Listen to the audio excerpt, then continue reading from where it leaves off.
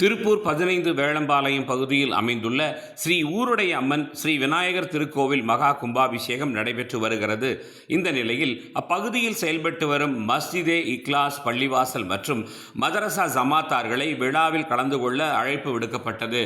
அதனைத் தொடர்ந்து தலைவர் அப்துல் சமது தலைமையில் 50க்கும் மேற்பட்ட இஸ்லாமியர்கள் பள்ளிவாசலில் இருந்து சீர்வரிசையாக மாலைகள், பழ வகைகள், தேங்காய், இனிப்பு போன்ற அனைத்து பொருட்களையும் ஊர்வலமாக எடுத்துச் சென்று கோவிலில் வழங்கினார்கள். இதனை மகிழ்ச்சியோடு பெற்றுக்கொண்ட அறங்காவலர் மற்றும் கோவில் நிர்வாகிகள் இஸ்லாமிய சகோதரர்களுக்கு மாலை அணிவித்து மரியாதை செய்தனர். மதத்தை வைத்து மக்களை பிரிக்க நினைக்கும் கயவர்கள் மத்தியில் கண்ணியத்துடனும் கருத்துடனும் மத நல்லிணக்கம் நல்கி வரும் இந்து முஸ்லிம் சகோதரர்களை கைகூப்பி வணங்குகிறோம். இதுபோன்ற நல்லிணக்கத்தை அழிக்க நினைப்பவர்கள் தான் அழிந்து போவார்கள் என்பதுதான் வரலாறு.